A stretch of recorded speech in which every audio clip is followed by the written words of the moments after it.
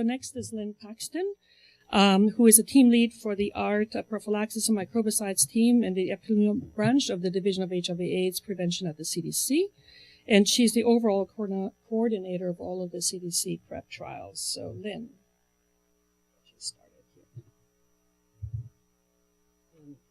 Thank you. CDC has 3 trials of PrEP, and as Deborah said, I will not be presenting the results from one of them, which is still ongoing, which is our trial among injection drug users in Thailand. So I'm going to be presenting data from our trial, our phase 2 safety trial of tenofovir among MSM here in the United States, and I'll be presenting the results of our TDF-2 trial done in Botswana. So I'll be doing a little bit of breakneck speed, 2 trials in the same amount of time as everyone else. So. This is for our U.S. trial. The study design is that it was a randomized, double-blinded, placebo-controlled trial at 3 sites in the United States.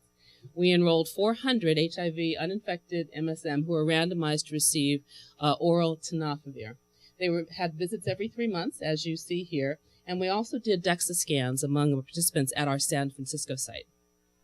Our study design was a bit novel compared to the others in that we actually had half of the group was immediately randomized to immediately receive either tenofovir or placebo, whereas the other half of the group were randomized to either to not receive drug for the first 9 months and then randomized and then to receive either tenofovir or placebo. And this was designed to detect any differences in behavior associated with taking a pill.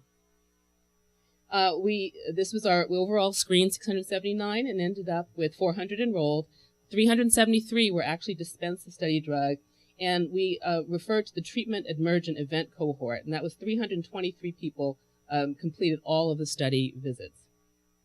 So our baseline participant characteristics showed that there was really no difference among the 2 groups. We had our population was mainly white, but we did in our Atlanta site managed to get more African American participants than in the other sites. They were also a highly educated population. As you see that up to about 88% had some college education. The male partners in the last 3 months, we found that they were comparable in the 2 groups with a median of 4, with a range of like 2 up to 2 to 9. And about 50, almost 60% in each group were reported having unprotected receptive anal sex with a male in the last 3 months. The importance of this slide is that among all our adverse events, we actually had not statistically significant difference between the tenofovir and the placebo groups for all of these on the, I don't know, is it over here? Oh, for all of these adverse events, except for I think there was one another minor one. Some started to reach statistical significance, such as dizziness. What is noted is that we did see, as similar to what Bob just presented, that there was bone density decrease seen in the participants who were taking tenofovir. However, it was slight. It was about on the range of about 1%, although it was statistically significant, and it followed a similar curve as Bob just presented, with an initial decrease that stabilized or improved over time. There was no difference, actually, statistical difference in the fracture rate, and these fractures were all related to trauma. These are grade 3 adverse events. I left off the column about the statistical significance because none of these were statistically significant. We also looked at the renal adverse events with creatinine and phosphorus, and actually we did not see that there was we did not find any difference in creatinine elevations between the 2 groups, and similarly for hypophosphatemia. Our sexual behavior showed, again, similar to what was seen in the IPREX trial, that, in fact, over the course of the trial, sexual behavior stayed at least the same or similar to what it was at baseline.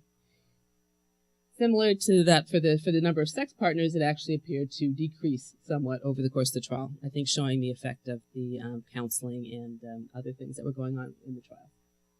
So we had 7 seroconversions among the 400 participants.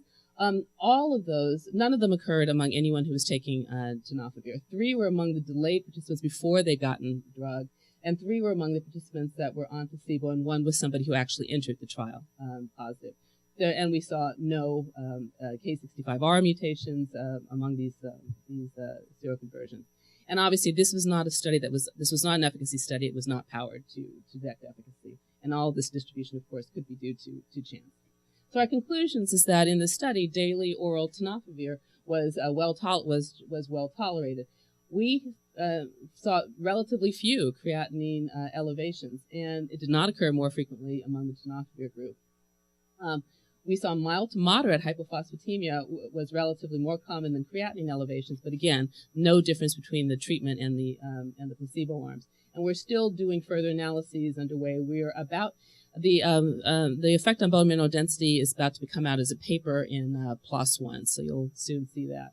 And we're doing an additional analysis on adherence and behavioral safety, and looking at doing drug testing to correlate with the adherence. So now I'm going to go on switch to our second trial. I only have 2 minutes to do that. So this is our Botswana trial. I'm going to really skim through it. It was a double-blinded, placebo-controlled trial among 1,200 male and female Botswana citizens. I'm going to skip through the study procedures, our baseline characteristics again, just to show that the randomization worked. They were evenly distributed among the 2 groups.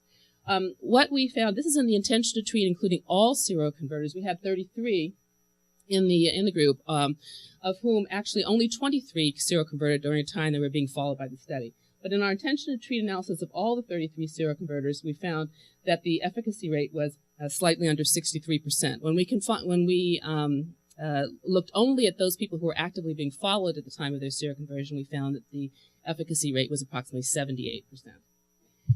We had only 1 participant, so we had 2 participants who came in with who had drug resistance. 1 was in the placebo group, so it clearly had been infected with a resistant virus. And the second person was somebody who came in with acute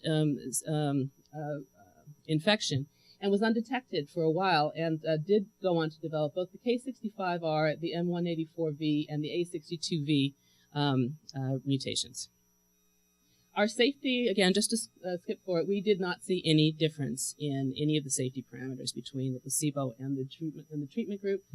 Similarly, it seems to be going by itself anyway.